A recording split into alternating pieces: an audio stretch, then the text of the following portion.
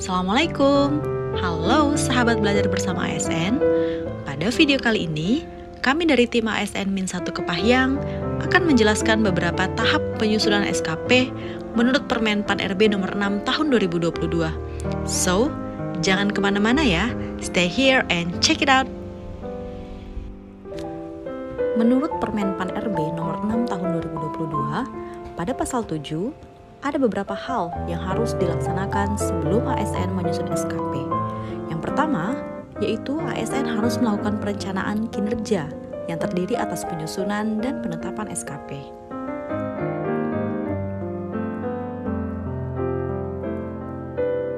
Selanjutnya yang kedua, dalam proses penyusunan SKP tadi, pimpinan dan pegawai harus melakukan dialog kinerja untuk penetapan dan klarifikasi ekspektasi. Penetapan dan klarifikasi ekspektasi ini sendiri dilakukan dengan mengacu kepada beberapa hal seperti perencanaan strategis, perjanjian kinerja unit kerja, organisasi dan tata kerja, rencana kinerja pimpinan, serta kompetensi, keahlian, dan atau keterampilan. Setiap tahunnya dibebankan atau diwajibkan untuk membuat SKP, di mana SKP itu adalah bukti kinerja kita sendiri-sendiri. Nah, oleh sebab itu saya selaku orang yang dituakan di sini yaitu mengimbau kepada kawan-kawan semua untuk memenuhi apa-apa yang terkait di dalam tuntutan yang ada di SKP tersebut. Nah, pada tahun ini sepertinya SKP kita ini sudah berubah, beralih kepada peraturan terbaru, yakni Pan RB nomor 6 tahun 2022.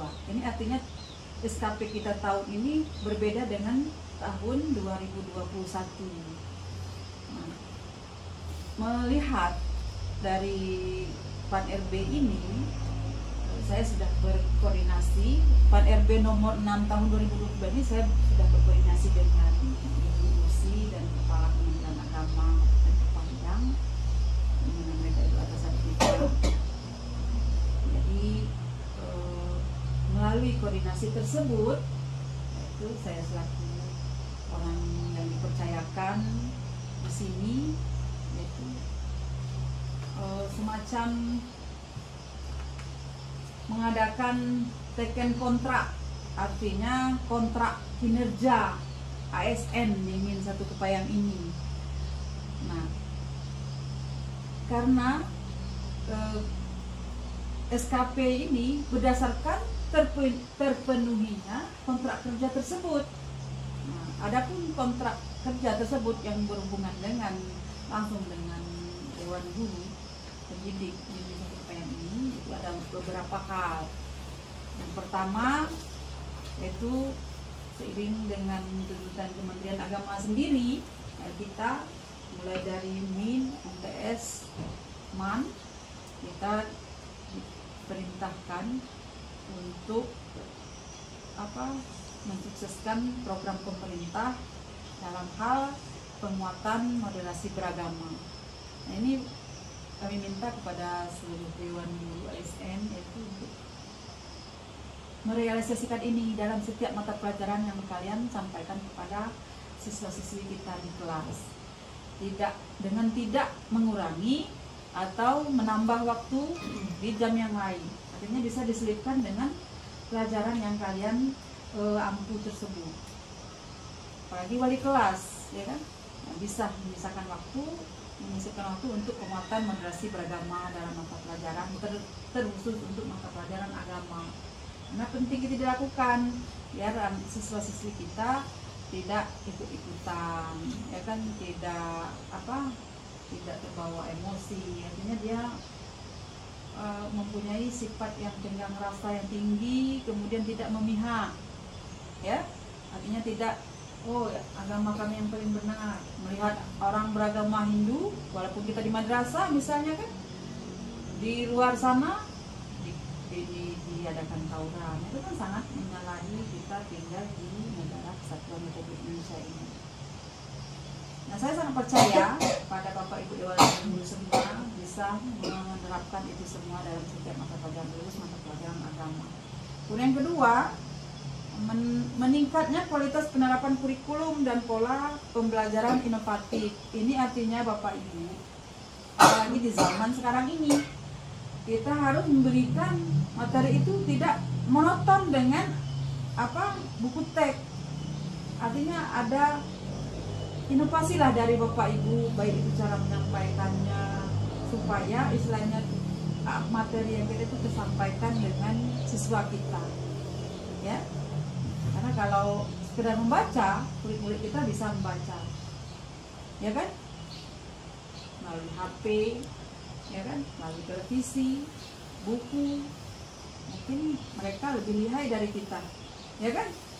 Tapi jangan sampai lebih pintar siswa daripada kita, makanya kita harus mengikuti perkembangan zaman. Artinya pola belajar mengajar kita, bagaimana guru sebagai pembelajar, nah itu harus meningkatkan inovasi, ya kan, dalam segala hal.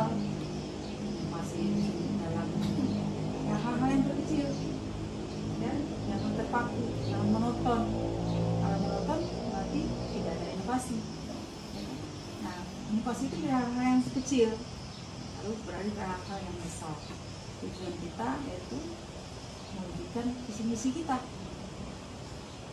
Kemudian meningkatnya kualitas penilaian pendidikan. Hanya dengan anak-anak banyak kemampuan, kita tidak susah menilai anak kita, ya kan?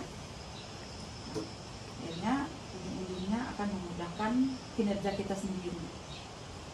Kemudian yang keempat, meningkatnya penerapan teknologi informasi dan komunikasi dalam sistem pembelajaran.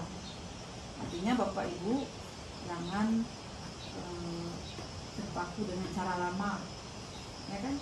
Kalau orang sekarang sudah beralih ke zaman digital, sudah pakai Android, pakai laptop, itu sudah lama kan? Pakai yang berhubungan dengan kemajuan teknologi seperti sekarang ini. Jangan sampai anak kita ketinggalan, karena ya, apalagi di AKMI, ANBK, itu semuanya memakai sistem Android digital, ya kan? Nah, itu bermula daripada guru yang menggerakkan siswa.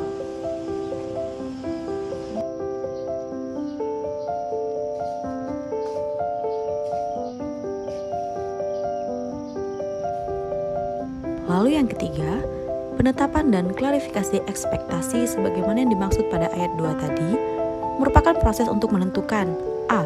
Rencana kinerja yang terdiri atas yang pertama, rencana hasil kerja pegawai beserta ukuran keberhasilan atau indikator kinerja individu dan target. Lalu yang kedua, perilaku kerja pegawai yang diharapkan. Lalu yang B, sumber daya yang dibutuhkan untuk pencapaian kinerja pegawai. C, skema pertanggungjawaban kinerja pegawai, dan D, konsekuensi atas pencapaian kinerja pegawai. Lalu yang keempat, sebagai penetapan dan klarifikasi ekspektasi untuk penyusunan SKP sebagaimana yang dimaksud pada ayat 3 tadi, dilakukan sejak penyusunan rancangan perjanjian kinerja unit kerja. Lalu yang terakhir, penetapan dan klarifikasi ekspektasi sebagaimana dimaksud pada ayat 3 tadi dituangkan dalam sebuah dokumen yang dinamakan SKP.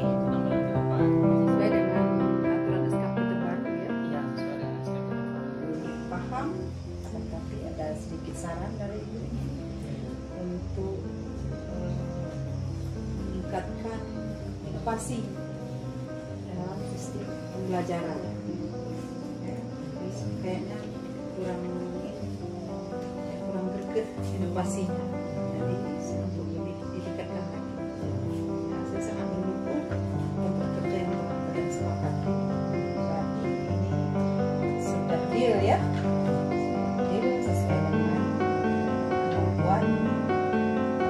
Semua, ya kan? Artinya kalian sendiri yang membuat kontrak kerja ini, dan Ibu berharap kontrak kerja yang telah kalian tanda tangani ini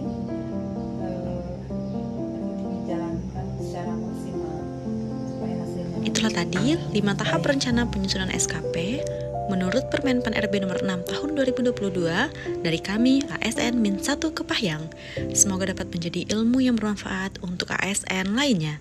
Kami pamit undur diri, see ya and bye-bye.